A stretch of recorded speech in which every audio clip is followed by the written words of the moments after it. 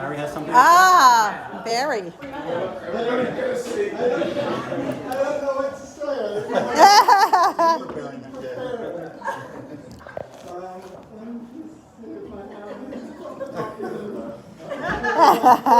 Oh no. So Colette, No, it's my birthday. Make yourself comfortable, everybody. I don't know what to say. I didn't have anything prepared. Colette sent me a text and asked if I would say a few words about Mike before the birthday cake. So I'd like to say a few words. Football, food, cars, cortisone cream. Thank you very much for coming. My mother once told me, if you don't have anything nice to say about a person, don't say anything at all. Thank you for coming.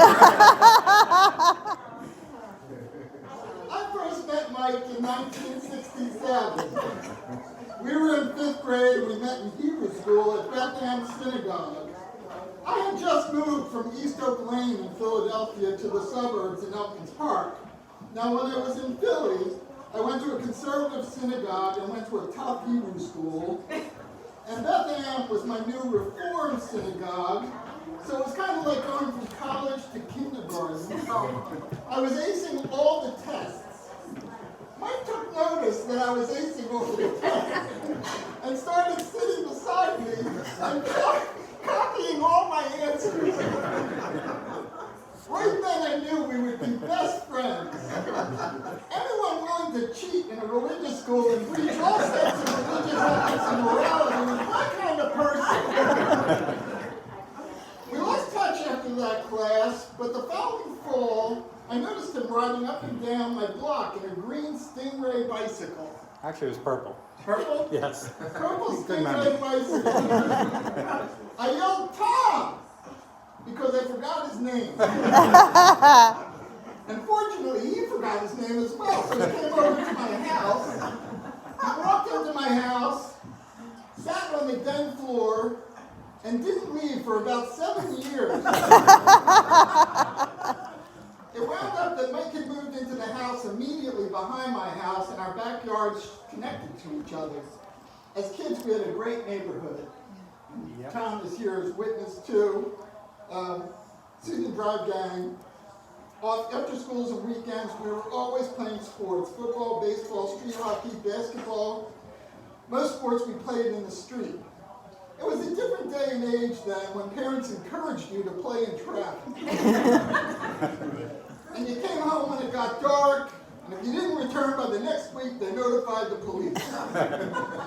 But sports for Mike was a unique challenge to find out how sedentary he could be.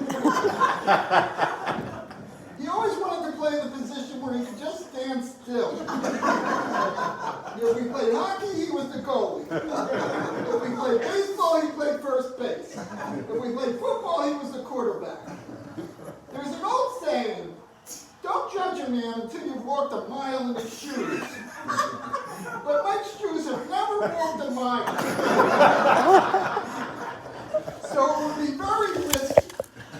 I would say put on his shoes, stand still, and then look at a stranger and say, ooh, that looks bad.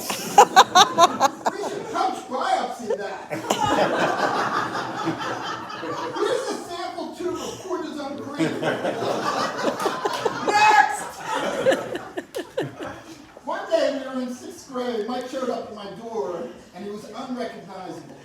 His head looked like a marriage between the Michelin Man and Jabba the Hutt. Apparently, Mike is allergic to bee stings, and he had wisely decided to attempt to mow over a wasp nest, which apparently bees don't like very much. My mom took one look at him and drove him to his pediatrician's office, Dr. Singer. Right? Dr. Singer? Irving Singer. Dr. Singer looked at Mike in horror, and then he ran to fill a syringe with epinephrine. He came quickly back into the room. He plunged the needle into Mike's shoulder, and when he pushed the plunger, the needle separated from the syringe, and the epinephrine splashed back in his eyes. the over room. Michael's arm.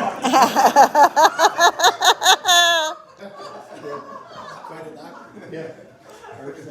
Ah, memories. In junior high, our classes were broken into groups based on our language class that we selected. I was in the French group with all the Jewish students, and oddly, Mike selected German to be with all the anti-Semites. Eventually, we wound up in the same class together, which was always fun, so we took an algebra class together with Mr. Miller as our teacher. And for some reason, Mr. Miller took an immediate dislike for Mike. Probably because despite the fact that we were never listening, Mike got the best scores at every test. As Mr. Miller was rambling because he was a terrible teacher, we would be laughing and Mr. Miller would turn around from the blackboard he was assaulting and yell, "Tomeo, out of here!" And Mike would spend that module wandering the halls. In junior high, we also discovered that in our neighborhood, there was another type of obscure and reclusive creature known as girls. They were a strange distraction, but Mike liked the fact that they didn't appear to move too much. The prettiest girl in that tribe was Betty Jane Graham, who was affectionately known as BJ. A name which would later be socially inappropriate. BJ had a crush on Michael, and they became an unofficial pair. In those days, it was something you kept secret, or you were teased into submission as a traitor to the great adolescent male cause. Anecdotally, their relationship continued for many years until she realized that Mike was trying to kill her by taking her cliff diving in Acapulco or whitewater rafting in Grade 5 Rapids. That was it, right? Right. Mike and I did everything together, even our freshman year of college, and a bizarre twist of fate, we both decided to lose our fathers. Not very funny, but it's a true story. Mike returned to Philadelphia from Syracuse and went to Temple while I went to Penn. Off-campus living at both schools was just a smidgen above living in a refugee camp in the Sudan. Most of our conversations started with the number of times his house had been broken into that week.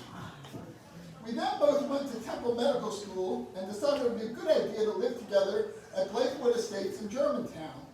Our apartment was kind of like Felix Unger and Oscar Madison after Felix Unger had died and Oscar Madison had advanced dementia. When people would complain about the state of our apartment, I told them that it was a humanitarian effort because I was pretty sure that if the nuclear Armageddon occurred, something in our bathroom would survive. One time when we were on vacation from medical school, Mike said we should vacation in Haiti, which sounded like a great idea. Club Med had just opened a resort there and no one was going, so it only cost $5 a day. We flew to Haiti and took a bus through the most abject poverty I'd ever seen.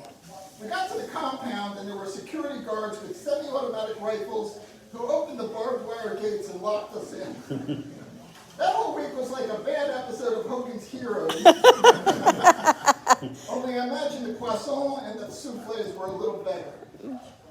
Later, Mike became a dermatologist at Holy Redeemer, and I became a geriatrician at Graduate Health System.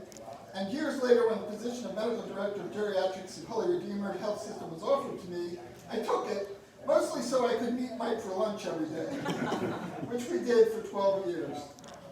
So basically, like a bad case of herpes, we're stuck with each other for life.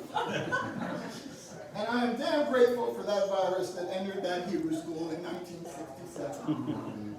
I am also grateful for the wonderful woman that he met through Steve Katz, who managed to tame this wandering minstrel and provided him with love, family, and the sense of home he had always longed for.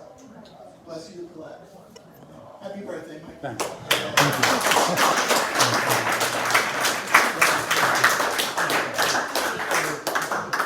One more thing and then we'll light the candles. Yep. I want to thank everybody for being here, truly. When Michael and I were planning this party, it was fun and heartwarming because it was a little bit like watching a 10-year-old excited for all his friends to come over because truly everyone in this room is really important. There's a lot of memories in this room. lots of different memories, and thank you all for being part of this one today. Thank you. Happy birthday. Light the candles. All right. So-